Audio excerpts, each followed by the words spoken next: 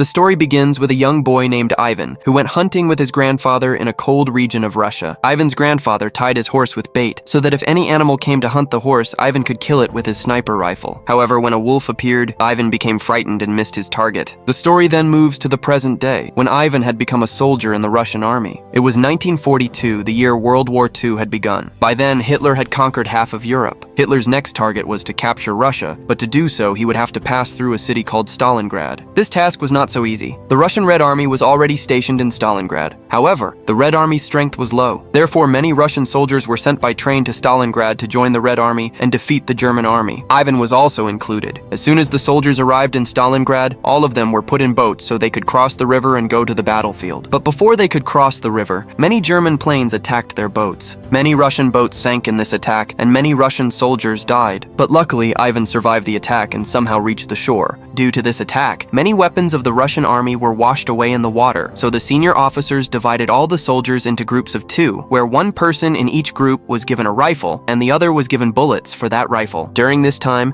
Ivan got only a few bullets and his companion got one rifle. If Ivan also wanted a gun, he would have to kill a German soldier and take his gun from him. As soon as the orders were received, the Russian army attacked the German soldiers and started advancing rapidly. Meanwhile, the German soldiers also responded to this attack and rained bombs on the Russian army. In this attack, many Russian soldiers were killed, and Ivan's comrade was among them. Ivan tried to pick up his comrade's rifle, but another soldier pushed him away and took it before him. Meanwhile, the German soldiers began to overwhelm the Russian soldiers, and seeing this, many Russians fled for their lives. However, upon returning, senior Russian officers killed them because they were fleeing the battle. After a few hours of fighting, German soldiers captured Stalingrad, and the entire city was filled with the dead bodies of Russian soldiers. Meanwhile, when a Russian vehicle passed through Stalingrad, German soldiers attacked it with a tank. But before the vehicle could explode, a Russian officer named Danny Loff emerged from inside. This man printed newspapers for the Russian army. Before the German army could catch him, Danny Loff got out of his vehicle and hid among the dead bodies of Russian soldiers. When the German soldiers approached him, they opened fire on all the surrounding bodies. Although Danny Loff was lucky, he wasn't hit by a single bullet, but the surrounding bodies made him vomit. As soon as the German soldiers left, Danny Loff crawled forward and saw a German officer who was about to take a bath. Seeing this, he picked up a gun lying nearby and started aiming at the German officer. Just then, a living man emerged from among the corpses. This man was none other than Ivan. Ivan forbade Danny from firing and told him to wait for a missile to land so that the explosion would prevent anyone from hearing the gunshot. However, Danny Loff was afraid to fire, so he handed the rifle to Ivan and asked him to kill the German officer. Ivan took the rifle and started aiming at the German officer. As soon as a missile exploded, Ivan killed the German officer with a headshot. Due to the explosion, no one heard the gunshot. As soon as the next explosion occurred, he killed another soldier, this time a different German. The soldier saw him and immediately lay down on the ground and tried to throw a bomb at Ivan, but Ivan killed him in time. The last soldier present sensed something was amiss, so he ran away. Ivan stood his ground and killed the last German soldier. The two then arrived at the Russian army headquarters, where Danny Loff published an article in the newspaper describing how Ivan killed 4 German soldiers and a German commander. Next, we see the Russian army commander, who was very tense because the Russian army's defenses had weakened significantly over the past few months. The commander called a meeting and asked the senior officers for a way to boost his army's morale so that his soldiers could confront the Germans and free Stalingrad from German hands. Danny Loff told the commander that if they wanted to win the war, they must instill hope in the hearts of their soldiers, and for this, they needed a hero. Here, Danny Loff told the commander about Ivan and proposed publishing his story in the newspaper to awaken hope in the hearts of the Russian army and inspire the country's youth to emulate Ivan. The commander liked the idea and decided to act on it. Danny Loff published Ivan's story in the newspaper, and Ivan quickly became a hero to the entire nation. He was transferred to a sniper team. After joining the sniper team, Ivan killed 33 German soldiers and forced 13 German commanders to resign their ranks. Days passed like this, and Ivan killed German officers one by one. One day, while Ivan was on a mission, he met a little boy named Sasha. Remember this child, because he will give a new twist to this entire story. Sasha was overjoyed to see Ivan and brought him home. Sasha's mother was also overjoyed to see Ivan and took great care of him. After a while, Danny Loff also came to Sasha's house and showed Ivan all the letters his fans had sent him. Then a girl named Tanya came to Sasha's house. Tanya, also a Russian soldier, protected Russians from German soldiers. Danny Loff immediately fell in love with Tanya, but Tanya admired Ivan and constantly listened to stories of his bravery. Next, we see the new commander of the German army, who hired the world's most dangerous sniper and gave him a contract to kill Ivan. This sniper was named Konik. By now, Konik had killed more than 100 targets. Konik immediately got down to work, and by the end of the day, he had killed 5 Russian soldiers. The next day, Ivan's comrades told him that they had seen a a German sniper in a building in the city. Upon hearing this, Ivan went to the scene with one of his comrades and began searching for the German sniper. After a few attempts, Ivan spotted the German sniper and killed him with a headshot. He then took his companion inside the building to confirm the kill, but upon entering, he discovered that the man was not a sniper but a dummy. Before he could think of anything, German planes attacked the building in which Ivan and his companion were present. Ivan's companion became frightened and began running around. Although Ivan tried to calm him down, it was to no avail. As the soldier tried to escape, the German sniper, Konik, killed him. After the attack, Ivan somehow managed to reach his headquarters and told Danny Loft the whole story. Danny Loft told him that the sniper who attacked them was named Konik, and that the German commander had contracted Konik to kill them. The next day, Ivan and his companions received news that a German unit was hiding in an abandoned building in the city. Upon receiving this news, Ivan and two of his comrades set out to kill the German soldiers. However, as they approached the building, some German soldiers attacked them with machine guns. Ivan and his comrades ran inside the building to save their lives, and luckily, all three survived. Ivan then went to the first floor of the building and began targeting the German soldiers. During this time, he cut the telephone line so that the German soldiers could not call for backup from their headquarters. Ivan knew that if the three of them left in broad daylight, the German soldiers would kill them. So the three decided to hide in the building until evening. Since they were very hungry, they decided to eat something, but unfortunately, they had left their soup on the ground floor of the building. One of Ivan's comrades went to retrieve the soup without informing them. As soon as he left the building, a group of German soldiers captured him. Konik then asked the soldier about Ivan. When he didn't tell Konik anything, he dressed the soldier in a German army uniform and sent him to repair the phone line. Ivan's partner, Lykov, noticed a German soldier trying to repair the broken wire. However, this soldier was not a German soldier, but their own friend who had gone out of the building to get soup. Lykov's location was discovered. After waiting for several hours, Ivan and Lykov pulled a helmet out of the window so that if Konik was nearby, he would shoot the helmet and reveal his position. However, Konik was aware of their trick, so he didn't fire. This made Ivan and Lykov think that perhaps Konik wasn't around. As soon as they jumped to the other side of the building, Konik shot Lykov, killing him instantly. Ivan was deeply saddened by this and returned to his base with a heavy heart. Disappointed, Ivan told Danny Loft that he couldn't fight that German sniper because he was much smarter and cleverer than him. Here, Danny Loft tried to encourage Ivan and told him that very soon they would find out the whereabouts of Konik, and then killing him would be no big deal. Next, we see Konik reading about Ivan in a Russian newspaper, while Sasha polishes his shoes. Sasha was a double agent, pretending to be a German spy while secretly passing information about the German soldiers to the Russian army. Konik gave Sasha the newspaper and asked him to translate it into German. Sasha translated the newspaper into German, praising Ivan's bravery and sniper skills. During the conversation, Sasha told Konik that he had met Ivan and that Ivan visited his home regularly. Hearing this, Konik lured the boy with food and asked him about the hideout from where Ivan carried out his missions. To maintain Konik's trust, Sasha told him Ivan's location from where Ivan secretly hunted German soldiers. Upon receiving this information, Konik went to the hideout and lay in wait for Ivan. Meanwhile, Sasha was waiting for Ivan. When Ivan arrived, Sasha told him everything about Konik's plan. After learning all this, Ivan also set out for the hideout. To outsmart Konik, he began moving through a pipeline. Konik was aiming at the main gate when he heard noises coming from the pipeline. Upon hearing this, he immediately changed his position and waited for whoever was in the pipeline to come out. As soon as Ivan and his companion emerged, Konik fired at them. Ivan's companion was injured in the attack, and Ivan dropped his rifle. However, Ivan took cover in time and told his companion to return to headquarters. He then tied his knife to a rope and tried to pull his rifle back, but Konik fired, severing the rope in two. At that very moment, German planes bombed the area, causing glass fragments from the building to fall around Ivan. Konik saw Ivan's reflection in the glass fragments and lay in wait for Ivan to make even the slightest movement, ready to shoot him. Meanwhile, Ivan's injured comrade arrived at headquarters and told Danny Loft and Tanya everything. Upon hearing this, Tanya picked up a gun and immediately ran to Ivan's aid. She passed through the pipeline and reached Ivan. As soon as she emerged from the pipeline, Ivan shouted to her, telling her Konik's location and telling her to hide behind the pipes. Ivan used his brain and told Tanya to point a mirror at Konik, pointing it at him. Tanya did the same, shining a piece of glass into Konik's eyes. This blinded Konik for a few seconds. Taking advantage of this opportunity, Ivan picked up his gun and shot Konik in the hand. Konik fled immediately after being shot. Ivan and Tanya returned to their headquarters. That evening, they celebrated their small victory, and the other Russian soldiers praised Ivan for accurately hitting Konik within seconds. After this, Ivan and Danny laughed together. Ivan approached him and refused to publish his story in the newspaper. Ivan said that he didn't want to be a war hero and wanted to fight this war as a simple sniper. Danny Loft told him that he had to become a war hero because hearing his stories motivated all the soldiers in the Russian army. After this, Danny Loft called Sasha, who told Ivan that when he cleaned Konik's shoes, he noticed yellow mud on them, and this kind of mud usually occurred around chemical factories. Sasha then took him to the chemical factory, where Ivan hid among the dead bodies of Russian soldiers and waited for Konik. Meanwhile, Meanwhile, Ivan fell asleep, and while he was fast asleep, Konik passed right in front of him. At the same time, a German soldier was stealing wallets from the dead Russian soldiers. While doing so, his hand landed on Ivan, and assuming Ivan to be dead, the soldier took his wallet from his pocket. Ivan stayed still because if he made even the slightest movement, the German soldier would have killed him. The German soldier then went to his commander and showed him Ivan's ID card. Seeing the ID card, the commander was convinced that Ivan was dead, so he called Konik to him and asked him to pack his belongings. On the other hand, when the Russian commander received the news of Ivan's death, the ground slipped from under his feet. He called for Danilov and asked him to suppress this news because if the Russian army learned that their hero had been killed by the Germans, they would all be devastated. After this, Danilov went to Tanya and informed her of Ivan's death. At first, Tanya did not believe it, but when she heard the news of Ivan's death on German radio, it was as if her heart sank. On the other hand, we see Konik getting his shoes cleaned by Sasha. During this, Sasha had tears in his eyes because he was very sad about Ivan's death. Seeing this, Konik became suspicious, wondering why a supposed German spy like Sasha would be so sad about the death of a Russian soldier. To test Sasha's loyalty, Konik calmly told him that Ivan was still alive because he had not killed him yet. Then Konik told Sasha that he had found a very good place near the railway station from where he could see the entire Stalingrad, and that tomorrow morning he would go there to try to find Ivan. Sasha immediately went to Danilov and told him everything about Konik's new hideout. Upon receiving this news, Tanya immediately left for the station because she wanted to avenge Ivan's death by killing Konik. After some time, Ivan reached his headquarters, and everyone was shocked to see him alive. When Ivan came to know that Tanya had gone to the station to kill Konig, he ran after her to save her life. On the other hand, we see Konig, who was hiding and waiting for Ivan. Then his eyes fell on a man with a sniper rifle on his back, and he was moving forward. Konig mistook this man for Ivan and waited for him to come out, but in reality, this man was not Ivan, but Tanya. Before Tanya could leave, Ivan stopped her at the last moment. Tanya was overjoyed to see Ivan alive. During their conversation, Tanya confessed her love for him. They kissed. The next morning, Sasha arrived at the station to meet Ivan, where Konig was already waiting. Konig had already figured out that Sasha was a double agent and had betrayed the Germans. Konig then killed Sasha and hung her body in the middle of the city. When Tanya saw Sasha's dead body, she flew into a rage and picked up her gun to kill Konig. Ivan stopped her and promised her that he would avenge Sasha by killing Konig. Afterward, German soldiers attacked the Stalingrad, causing chaos. Seeing all this, Tanya went to Sasha's mother to ask her to take them on a boat and get them out of the city. Tanya lied to Sasha's mother, saying that Sasha betrayed Russia and joined hands with German soldiers. Afterward, they all ran for the boat, but midway, a German missile landed directly near Tanya, leaving her severely injured. A doctor examined Tanya and declared that her survival was now impossible. Hearing this, Danilov was heartbroken. He deeply loved Tanya and felt responsible for her death. Danilov then went to Ivan and informed him of Tanya's death. Ivan was also deeply saddened by this news, and tears welled up in his eyes. To find out Konig's location, Danilov exposed himself, and upon seeing this, Konig shot him. Konig thought he might have killed Ivan, but Ivan remained hidden for the next several hours. When Konig saw no movement, he began to go to the scene to confirm the kill. As soon as he crossed the railway line, his vehicle sank. His gaze fell on Ivan, who was waiting for him with a gun drawn. Here, Konig accepted his defeat and showed respect to Ivan by taking off his cap. Without delay, Ivan headshotted Konig and placed his gun near Danilov's body as a mark of respect. 2 months after this incident, the Russian army drove out the Germans and recaptured the Stalingrad. A few days later, Ivan received a letter from Tanya in which she informed him that she was admitted to a hospital and was much better than before. After this, Ivan went to meet Tanya, and seeing her alive before his eyes brought him back to life. I hope you liked today's story. If you liked this video, please like it and subscribe to the channel. Let me know in the comments whether you like longer videos like this or if I should work on shorter ones. If you've seen this video till here, thank you so much. See you in the next video, but until then, be safe and keep chilling.